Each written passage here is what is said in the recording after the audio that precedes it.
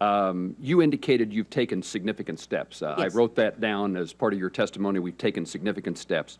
And yet the OIG says that only 3 of 29 recommendations have been closed and indicates, let me look at his testimony, only 3 of these 29 recommendations have been closed to date, and 9 of these open recommendations are longstanding issues that were rolled forward from prior year FISMA audits. How do you reconcile we've taken significant steps, and yet the OIG's report says that there's long-standing problems and only 3 of 29 have been addressed? We work very closely with our IG, and as I said before, we work with him to make sure that we have complete and open transparency with him. We meet on a regular basis. He continues to assist us in identifying the areas of improvement, and the issues that he has brought to us, we are working through. And in I think the 2014 audit that he performed for us and provided to us, we're working through the steps that he has outlined for us, and I know we're not in agreement with all of them, but we do believe that that conversation and the transparency that we have between us will be helpful in resolving all of them. Mr. Esser, do you agree with Ms. Archuleta that the agency has taken significant steps to correct its problems?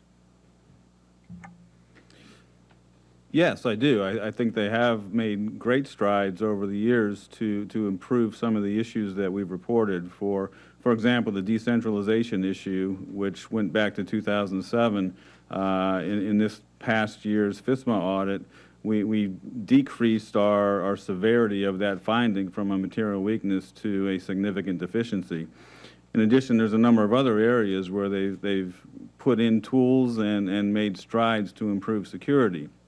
That said, there are a number of longstanding issues in our FISMA reports that are open, and we hope to see movement on.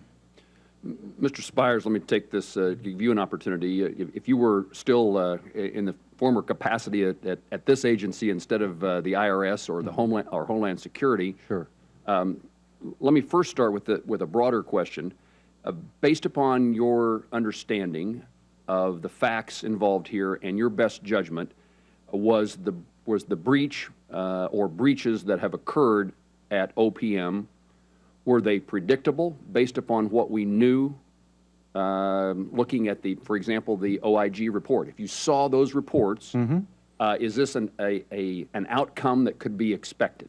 I think it is an outcome that could be expected, sir. And do you have a sense, based upon either Ms. Archuleta's testimony or your independent knowledge and what you've heard of Mr. Esser and their reports, that would you say that the OPM officials have taken significant steps to solve their problems? It does sound like they're doing a number of the things correctly. I think the centralization of IT is a very good step.